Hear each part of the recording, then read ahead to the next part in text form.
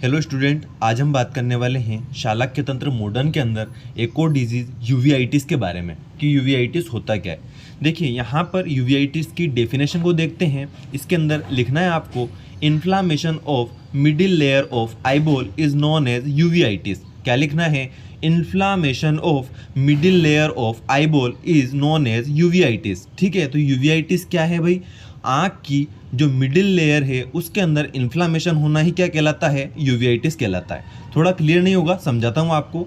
देखिए आईबॉल की जो मिडिल लेयर होती है उसको हम बोलते हैं यूविया। ठीक है, आईबॉल की मिडिल लेयर को यूविया बोलते हैं। ठीक है, जो यूविया होती है वो 3 पार्ट से मिलकर बनी होती है, आइरिस, सिलियरी बॉडी और कोरोइड। ठीक है, तो इनके अंदर एक तरह से इन्फ्लामेशन हो जाना क्या कहलाता है? यूवीआइटिस कहलाता है। ठीक है, तो यूवीआइटिस का मतलब क्या?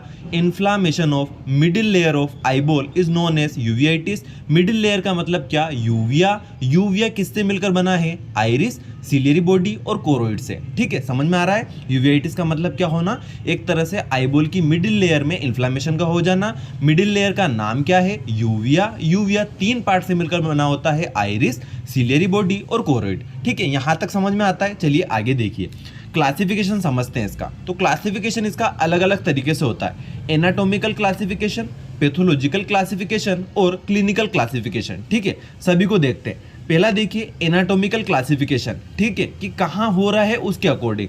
तो पहला होता है इसके अंदर एंटीरियर यूवीआइटिस, इंटरमीडिएट यूवीआइटिस, पोस्टीरियर यूवीआइटिस और पेन यूवीआइटिस। ठीक है, अब ये क्या होता है, इसकी डिटेल क्या होती है, वहाँ तक नहीं जाना है क्योंकि अपने सिलेबस के अंदर ओनली एंटीरियर वाला है, तो एंटीरियर ही हम डिटेल में पढ़ेंगे। ठीक है, तो यहाँ पर सबसे पहला हमारा हम देख रहे हैं क्लासिफिकेशन। क्लासिफिकेशन 3 तरह से होता है, एनाटॉमिकल क्लासिफिकेशन, पैथोलॉजिकल क्लासिफिकेशन और क्लिनिकल क्लासिफिकेशन, जिसमें पहला इंपॉर्टेंट है एनाटॉमिकल क्लासिफिकेशन। ठीक है, जिसमें कौन कौन से होते हैं? एंटीरियर, इंटरमीडिएट, पोस्टीरियर और पेन यूवीआइटिस। समझ में आ रहा है? जिसमें भी हमारे सिलेबस के अंदर कौन सा है? एंटीरियर वाला, जिसको हम अभी आगे डिटेल में पढ़ेंगे। ठीक है, सेकंड देखिए पैथोलॉजिकल क्लासिफिकेशन। पैथोलॉजिकल क्लासिफिकेशन के अंदर अगेन टाइप होते हैं सुपुरेटिव, नॉन सुपुरेटिव, ग्रेन्युलोमेटस और नॉन ग्रेन्युलोमेटस। ठीक है, पैथोलॉजिकल के अंदर भी टाइप है सुपुरेटिव, नॉन सुपुरेटिव, ग्रेन्युलोमेटस और नॉन ग्रेन्युलोमेटस। ठीक है, यहाँ तक समझ में आ रहा है?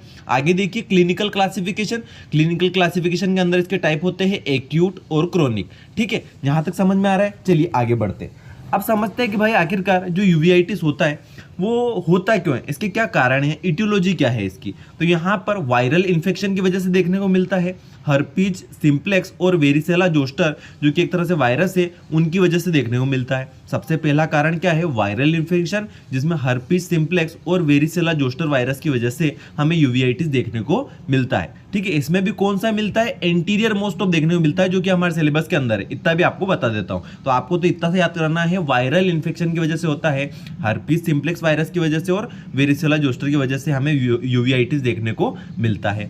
और किसकी वजह से देखने को मिलता है? बैक्टीरियल इन्फेक्शन की वजह से देखने को मिलता है, फंगल इन्फेक्शन की वजह से भी देखने को मिल सकता है, और कभी कभी कारण अज्ञात होने की वजह से भी यहाँ पर हमको यूवीआइटिस देखने को मिलता है, कि जिसका कारण ही पता नहीं है उसके बाद भी यूवीआइटिस देखने को मिल रहा है। तो यहाँ पर इडियोपैथिक कोज भी हमें देखने को मिलते हैं। तो यहाँ पर इटियोलॉजी में मैं बता रहा हूँ आपको, यूवीआइटिस किस किस वजह से हो सकता है? वायरल इन्फेक्शन की वजह से, बैक्टीरियल इन्फेक्शन की वजह से, फंगल इन्फेक्शन की वजह से और इडियोपैथिक कोज की वजह से। वायरल इन्फेक्शन में कौन कौन से वायरस रहेंगे जिसकी वजह से यूवीआइटिस होगा? हर्पीस सिंप्लेक्स और वेरिसेला जोस्टर। समझ में आ रहा है? हमने डेफिनेशन समझ ली, हमने क्लासिफिकेशन देख लिया, हमने कोज देख लिए। चलिए अब हमारे मेन टॉपिक पे आते हैं, जो कि हमारे सिलेबस के अंदर है, एंटीरियर यूवीआइटिस। ठीक है, अब एंटीरियर यूवीआइटिस क्या होता है? इसका एक और नाम होता है भाई क्या? इरिडोसाइक्लाइटिस। ठीक है, एंटीरियर यूवीआइटिस ऑल्सो कॉल्ड इरिडोसाइक्लाइटिस। ठीक है, इसका एक और नाम होता है क्या? इरिडोसाइक्लाइटिस। ठीक है, क्यों बोलते हैं ऐसा, इसको समझाता हूं आपको। एंटीरियर यूवीआइटिस के अंदर होता क्या है? इसके अंदर इन्फ्लामेशन कहाँ होता है? Inflammation present in iris and ciliary body. ठीक है। यहाँ पर क्या होगा, जो इन्फ्लामेशन हो रहा है, हमने बात करी थी क्या, यूवेआइटिस का मतलब होना क्या, middle layer of the eyeball के अंदर इन्फ्लामेशन हो जाना। तो यहाँ पर जो मिडिल लेयर है उसके अंदर भी 3 पार्ट थे हमारे, यूविया के अंदर 3 पार्ट थे, आइरिस, सिलियरी बॉडी और कोरोइड। तो यहाँ पर जो एंटीरियर हम पढ़ रहे हैं, एंटीरियर यूवियाइटिस पढ़ रहे हैं, इसके अंदर क्या होगा, 2 पार्ट इन्वॉल्व रहेंगे हमारी जो यूविया है उसके। कौन कौन से, आइरिस और सिलियरी बॉडी। देखिए इसका एक और नाम क्या है, इरिडोसाइक्लाइटिस। इरिडोसाइक्लाइटिस क्यों बोल रहे हैं, क्योंकि यहां पर क्या हो रहा है, आइरिस और सिलियरी बॉडी दोनों इन्वॉल्व है। ठीक है, तो आइरिडोसाइक्लाइटिस, आइरिडो मतलब आइरिस, साइक्लाइटिस से सिलियरी बॉडी, इस तरह से ले लिया। तो यहां पर इसको 2 तरह से बोल दिया, आइराइडोसाइक्लाइटिस मतलब आइरिस और सिलियरी बॉडी के अंदर इन्फ्लामेशन हो जाना। तो यहां पर हम बात कर रहे हैं एंटीरियर यूवियाइटिस की, जिसको आइराइडोसाइक्लाइटिस भी बोलते हैं। इसके अंदर इन्फ्लामेशन 2 पार्ट का होगा, कौन कौन से, आइरिस और सिलियरी बॉडी का, जो किसके पार्ट है, यूविया के, जो क्या है, middle layer of the eyeball है। समझ में आ रहा है। अब यहाँ पर क्या है, आपके सिलेबस के अंदर दे रखा है एक्यूट आइराइडोसाइक्लाइटिस। तो देखिए यहाँ पर क्या होता है कि जो हमारा एंटीरियर यूवियाइटिस है उसके भी बहुत सारे टाइप होते हैं। एक्यूट हो गया, क्रोनिक हो गया, ग्रेन्युलोमेटस हो गया, नॉन ग्रेन्युलोमेटस हो गया। तो इतना डिटेल में नहीं जाके हम इसको कॉमन पढ़ रहे हैं। ठीक है, तो अगर आपसे पूछा जाए, एक्यूट आइराइडोसाइक्लाइटिस पूछे, यूवियाइटिस पूछे, एंटीरियर यूवियाइटिस पूछे, सभी के अंदर जो मैंने पढ़ाया है वही आपको लिखना है, आपको फुल मार्क्स मिलेंगे। तो यहाँ पर हम बात कर रहे हैं एंटीरियर यूवियाइटिस की, जिसको हम क्या बोलते हैं, आइराइडोसाइक्लाइटिस भी बोलते हैं। इसके अंदर होता है क्या भाई, inflammation present in iris and ciliary body. ठीक है, अब यहाँ पर बात करते हैं भाई क्लिनिकल फीचर्स की। क्या आखिरकार जो हमारा यूवियाइटिस है उसके अंदर हमें क्या क्लिनिकल फीचर्स देखने को मिलेंगे। तो बहुत ही सिंपल क्लिनिकल फीचर है सिम्टम के अंदर, रेडनेस ऑफ द आई का होना, क्योंकि इन्फ्लामेशन हो रहा है तो इन्फ्लामेशन के जो कार्डिनल साइन होते हैं 5 वो तो देखने को मिलेंगी। रेडनेस ऑफ द आई, ठीक है, जिसको हाइपरमिया भी बोल सकते हैं। पेन होगा, फोटोफोबिया होगा, देखने में प्रॉब्लम होगी, लेक्राइमेशन होना ही है, ब्लड विजन होगा ही सही, फॉरेन बॉडी सेंसेशन भी होगा। तो देखिए सिंपल से यहाँ पर हमको सिम्टम देखने को मिलते हैं जो आपको बड़ी आसानी से याद हो जाएंगे। क्या क्या, रेडनेस हो जाना, पेन होना, फोटोफोबिया होना, लेक्राइमेशन का होना, ब्लड विजन का हो जाना, फॉरेन बॉडी सेंसेशन का हो जाना। तो बहुत ही सिंपल से यहाँ पर हमको जो हमारे क्लिनिकल फीचर्स है वो देखने को मिलते हैं सिम्टम के अंदर। अब मोस्ट इंपॉर्टेंट इसके साइन होते हैं। ठीक है, साइन को समझते हैं। साइन में क्या देखने को मिलेगा, एक्सुडेट एंड इन्फ्लामेटरी सेल्स। पहला यहाँ पर साइन देखने को मिलेगा, एक्सुडेट एंड इन्फ्लामेटरी सेल। ठीक है, तो एक्सुडेट का मतलब होता है क्या है, देखिए एक तरह से ब्लड वेसल्स के अंदर फ्लूइड का रिसाव हो जाना, निकल जाना ही क्या कहलाता है, एक्सुडेट। तो वहां पर हमें फ्लूइड देखने को मिलेगा आंख के अंदर, तो यहाँ पर क्या हो जाएगा, एक्सुडेट दिखेंगे। इन्फ्लामेटरी सेल्स दिखेंगे। इन्फ्लामेटरी सेल्स क्यों दिख रही है भाई, क्यों बात ही क्या कर रहे हैं, यूवियाइटिस, आइटिस मतलब इन्फ्लामेशन। तो जहां इन्फ्लामेशन होगा वहां इन्फ्लामेटरी सेल रहेगी सही। तो सबसे पहला यहाँ पर साइन हो जाएगा exudate and inflammatory sales. Second देखिए, एक्वस सेल।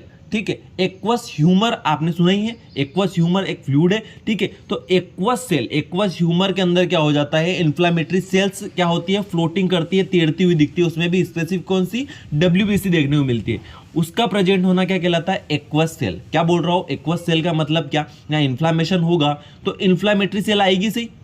इन्फ्लामेटरी सेल में क्या, WBC। अब WBC वहां पर क्या होगी, फ्लोटिंग करती हुई दिखेगी, तैरती हुई दिखेगी, किसके अंदर, यूवियाइटिस के अंदर। तो यहां पर हमको क्या देखने को मिलेगा, एक्वस सेल देखने को मिलेगी।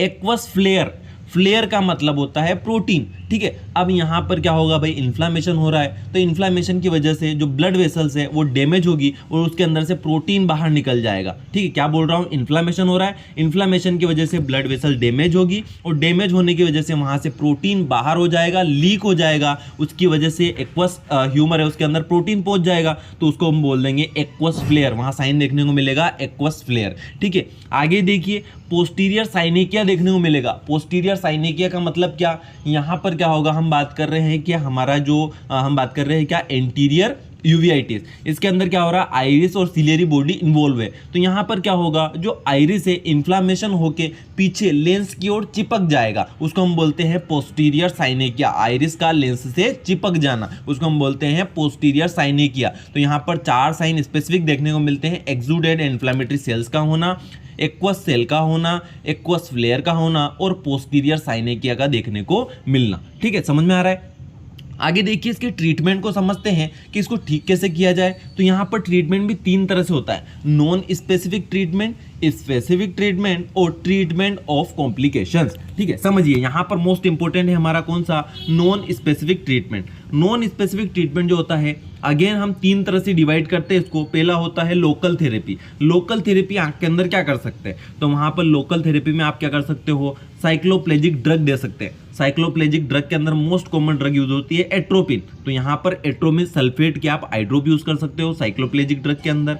ठीक है, सेकेंड यहाँ पर स्टीरोइड दे सकते हो, कोर्टिको स्टीरोइड के अंदर डेक्सामेथासोन, पिडनोसोलोन दे सकते हो। ठीक है, सभी कैसे लोकल यूज करेंगे। ठीक है, लोकल में क्या हो गया, लोकल थेरेपी के अंदर साइक्लोप्लेजिक ड्रग के अंदर एट्रोपिन सल्फेट हो गई, उसकी आई ड्रॉप आएगी। सेकेंड कोर्टिको स्टीरोइड देंगे जिसके अंदर डेक्सामेथासोन, पिडनोसोलोन यूज कर सकते हो। एंटीबायोटिक ड्रॉप यूज करेंगे। ठीक है, तो ये हो गया हमारा क्या, लोकल थेरेपी। सेकेंड देखिए सिस्टेमिक थेरेपी। सिस्टेमिक, अब लोकल फेल हो गई हमारी या लोकल थेरेपी से फायदा नहीं हुआ तो सिस्टेमिक थेरेपी यूज करेंगे। सिस्टेमिक में क्या करेंगे, सिस्टेमिक ड्रग देंगे। सिस्टेमिक ड्रग के अंदर क्या हो जाएगा हमारी सिस्टेमिक ड्रग के अंदर हम दे देंगे वापस कोर्टिको स्टीरोइड दे दें, स्टीरोइड दे दें। यदि स्टीरोइड जो है यदि कहीं पर कॉन्ट्रा इंडिकेटेड है कि नहीं दे सकते तो वहां पर आप एनसेड्स का यूज कर सकते हैं, non steroid anti inflammatory drugs का यूज कर सकते हैं सिस्टेमिक थेरेपी के अंदर। थर्ड देखिए फिजिकल मीजर्स के अंदर क्या कर सकते हैं, तो वहां पर आप हॉट फर्मेंटेशन कर सकते हैं। ठीक है, सेक कर सकते हैं। सेक करने से क्या होगा, जो पेन हो रहा है वो रिड्यूस हो जाएगा, रिड्यूस पेन हो जाएगा। साथ साथ में क्या होगा, इंक्रीज सर्कुलेशन, वहां पर सर्कुलेशन बढ़ जाएगा हीट के द्वारा। ठीक है, आगे देखिए हमने फर्स्ट देख लिया है नॉन स्पेसिफिक ट्रीटमेंट के अंदर 3 तरह से, लोकल थेरेपी, सिस्टेमिक थेरेपी और फिजिकल मीजर। उसके बाद देखिए स्पेसिफिक ट्रीटमेंट और ट्रीटमेंट ऑफ कॉम्प्लिकेशन के अंदर क्या करेंगे कि जब हमारी नॉन स्पेसिफिक ट्रीटमेंट वर्क नहीं करेगी तो हमको क्या करना है, स्पेसिफिक ट्रीटमेंट और ट्रीटमेंट ऑफ द कॉम्प्लिकेशन के अंदर क्या करना है, कोज को पता करना है, detect cause and treated adequately and vigorously. ठीक है, क्या करना है, कोज को पता करना है और एडिक्वेटली मतलब पर्याप्त तरीके से, और वाइगरसली मतलब उत्साह के साथ, जोरों के साथ उस डिजीज का ट्रीटमेंट करना है। तो यहाँ पर स्पेसिफिक ट्रीटमेंट और ट्रीटमेंट ऑफ कॉम्प्लिकेशन के अंदर यदि हमारी जो नॉन स्पेसिफिक ट्रीटमेंट है वर्क प्रॉपर रूप से नहीं करती है, उससे डिजीज ठीक नहीं होती है,